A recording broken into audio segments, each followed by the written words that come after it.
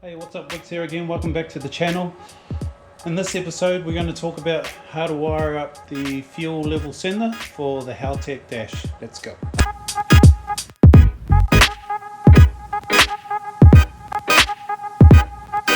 Alright, so I've installed the Haltech UC10 Dash, and what I learned is that you need to wire up the fuel level sender. Try to look at a few videos online, even the Haltech videos themselves. They briefly describe what pins to set it up on, but they don't really talk about how to actually wire it up from the fuel level sender itself. So that's what I'm going to cover. We're talking about my 2015 WRX STI, so let's have a look at it. So in this video I'm going to be talking about when you've got two fuel level senders. So this is my driver's side, this is where the fuel pump hanger is. So obviously there's a fuel level sender in here, but there's also one on that side as well. So first thing we need to remember is each fuel level sender has two pins on it, two wires. So two on this one, two on that one. Now here's the secret, and it's really simple. Between the two fuel level senders, one pin from this one has a joining wire, so it comes out, I think this one goes up that way, and it will link to one of the pins on that one. I'm going to draw a diagram to help explain it again. So first of all, you need to find out of the two pins on this one and the two pins on that one, which pin from each fuel level sender is joined. Once you find that one, you do nothing to that one. That's cool, because that'll tell you which other pin is the one that you need to wire in. So once you've found the joining wire, it's pretty easy to find.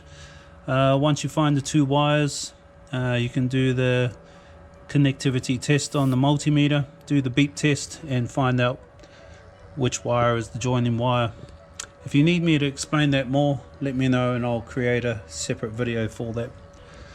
Once you've found the joining wire, obviously you're going to have one pin left on this side and one pin left on that side.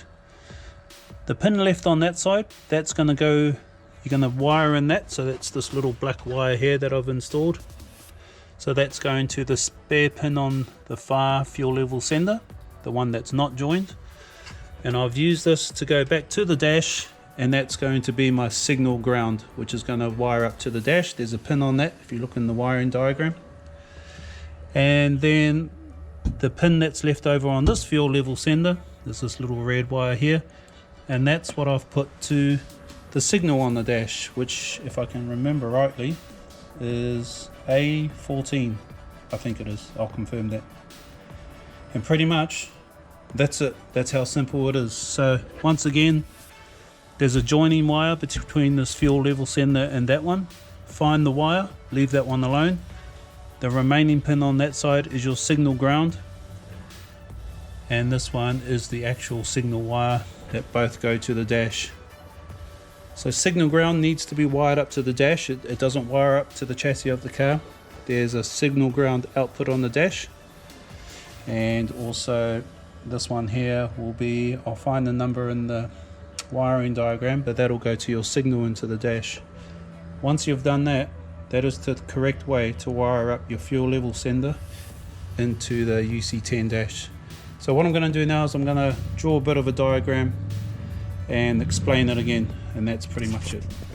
Okay, so just explaining what I explained out by the car, how to wire up your fuel level senders when you've got two of them. So down here we've got the purple wire, and then on the left we've got a black wire, and on the right we've got a red wire. So remembering that each fuel level has got 2 points, one on the right side, one would be the red wire, the other point would be the purple wire or pink wire, and on the left that'll have 2 points, one will be the black wire and one will be the pink or purple wire. So remember what I said, this is the wire that you need to find first, the pink wire. That is the joining wire between the two fuel level senders.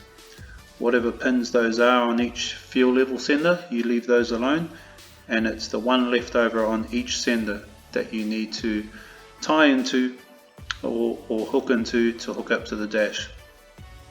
So how I did it on the passenger side, the side without the fuel pump.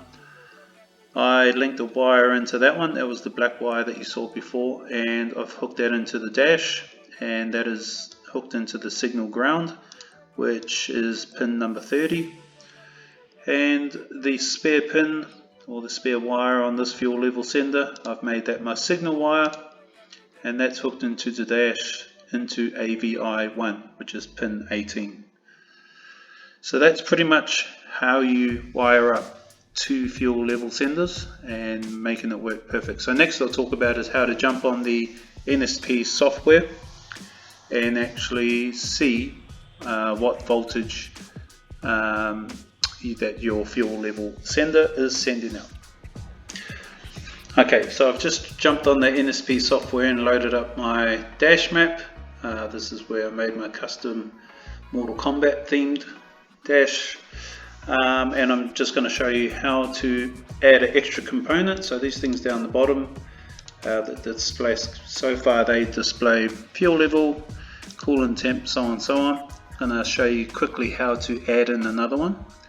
Real simple, find an empty bit of space on your dash, right click on the mouse, add component.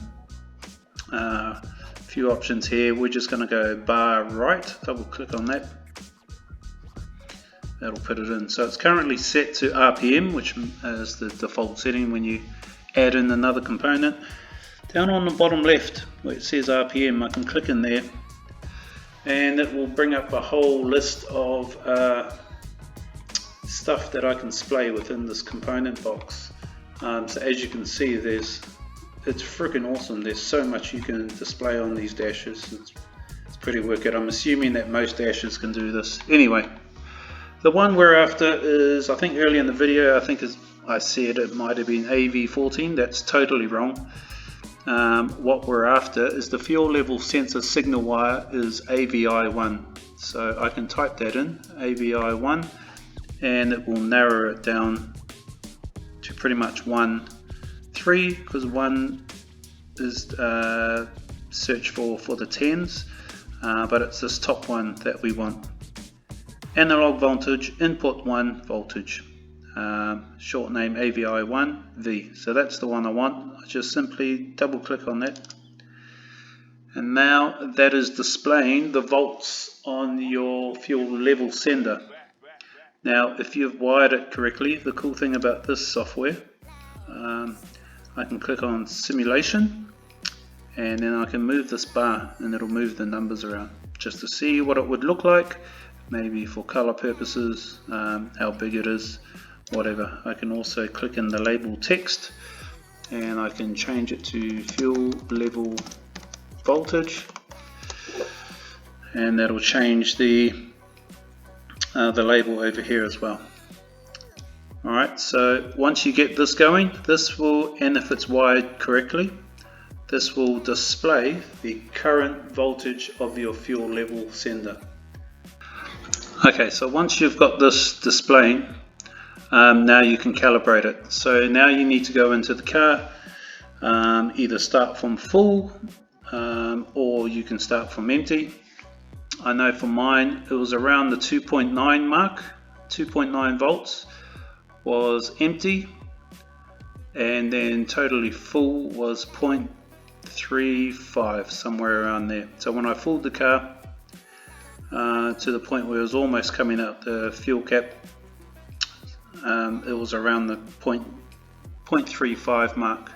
So that's full, and then 2.9 was empty.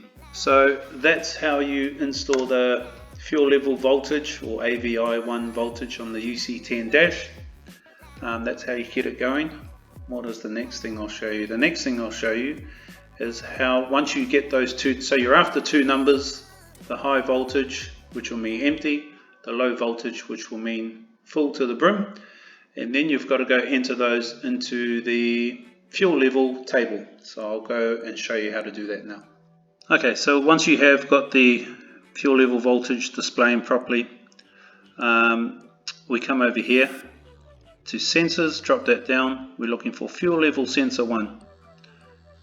Click on that. Now it brings up the table Alright, so up here you've got volts on top, percentage down the bottom, 100% being full, 0% being empty.